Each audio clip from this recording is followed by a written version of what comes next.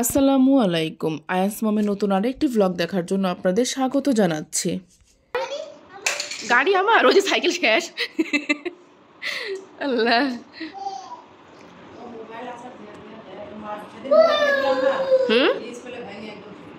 কার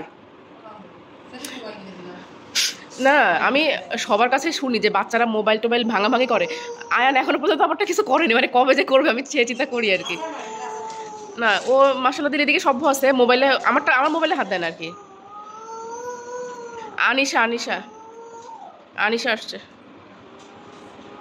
আনিশার কি মন খারাপ? আনিশা তো সকাল সকাল ঘুম থেকে উঠে আয়ান আর আনিশা খেলাধুলা করছিল, তো ওদের খেলাধুলা দেখছিলাম কতক্ষণ। তো দেখে আমার আর সকালে নাস্তা করতে ইচ্ছে করছিল না, রুটি ভাজি বানিয়েছিল কিন্তু। তো আমি পরে একটু রং চা বানিয়ে নিলাম, বানিয়ে আমি একটু কেক দিয়ে খাচ্ছি। তো এটাই হচ্ছে আজকে সকালের আমার নাস্তা আর কি।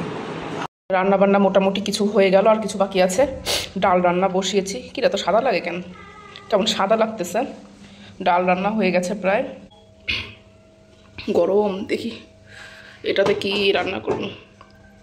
ও পোয়া মাছ ভুনা করলাম, পাবদা মাছ আর পাতলা ঝোল করলাম,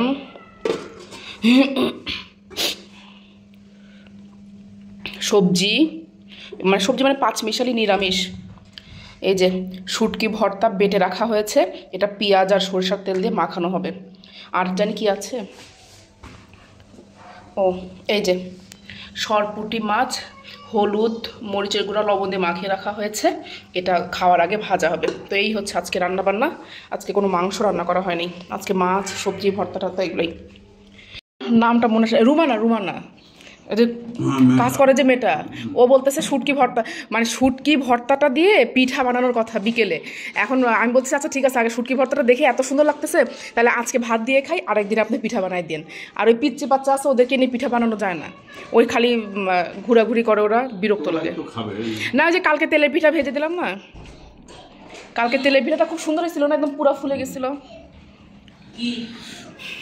এই যে এই মাছটা নাই, সরপুঁটি মাছ ভাজা করছি, সরপুঁটি মাছ ভাজা, তারপর এটা হচ্ছে পোয়া মাছ ভুনা, শুটকি ভর্তা, সবজি, ডাল, পাবদা মাছ। ও কি করছিল, যেটুক মরিচ দিছে এই ডবল ছিল, দেখেন ও সবগুলো মরিচ দিয়ে দিছে। আমি কই মালা কি করছো, সব মরিচ দিছো, কয় ঝাল লাগে তো এটাই। আমি যে না আর দেওয়ার দরকার নাই, আর দেওয়ার। দুপুরে খাওয়া দাওয়ার পরে আমরা একটু শুয়ে রেস্ট করি। দুপুরবেলা একটু না শুলে আসলে ভালো লাগে না, একটু অলস দিন তো, মানে কেমন যায় ঠান্ডা ঠান্ডা আবহাওয়া, মানে শীত চলে আসছেই প্রায়, তো একটু না শুলে ভালো লাগে না। তো ঘুম থেকে একটু উঠলাম, উঠে নামাজ পড়ে এসে রান্নাঘরে দেখি আম্মু ভাপা পিঠা বানানোর জন্য সব রেডি করছে। তো আমি একটু আসলাম, এসে একটু দেখি আম্মু কী করছে। এখানে এটাকে মালাই করে রাখছে আম্মু, আজকে আম্মু মালাই ভাপা পিঠা বানাবে, মানে গুড় দিবে তার সাথে মালাই দিবে। আর ওই মালাইটা হচ্ছে আপনার দুধের স্বর আছে না, দুধের স্বর জমিয়ে রেখেছিল কিছুদিন যাবত, তারপরে ওটাকে একটু জাল করে ওরকম মালাই করছে। আর এই যে এবার হচ্ছে চালের গুঁড়া হচ্ছে লবণ দিয়ে পানি দিয়ে মাখিয়ে রেখেছিল, ওটা যে চাল নিতে চেলে নেওয়া হয়েছে।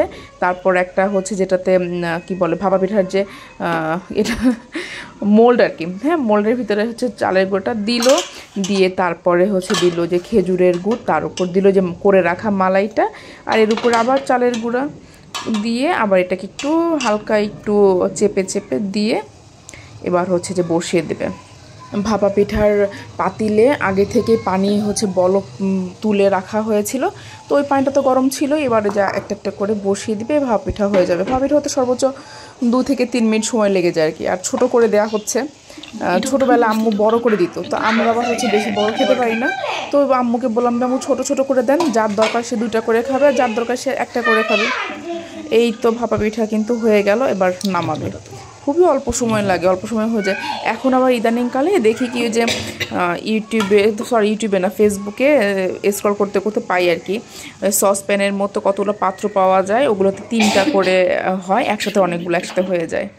তো এই যে দেখেন আমাদের ভাপা পিঠা হয়ে গেছে, আমরা সবাই মিলে বসে খাবো। ওফ একদম গরম ধোয়া উঠছে, কি যে নাইস লাগছে দেখতে। তো এই আর কি, আজকে আমাদের হচ্ছে সন্ধ্যার নাস্তাটা একদম জমে যাবে সারাটা বিকেল ধরে। এখন এই যে পিঠাগুলো বানালাম, সন্ধ্যার সময় সবাই খুব মজা করে খাওয়া যাবে একসাথে বসে, ভাইয়ারাও চলে আসবে ওই সময়।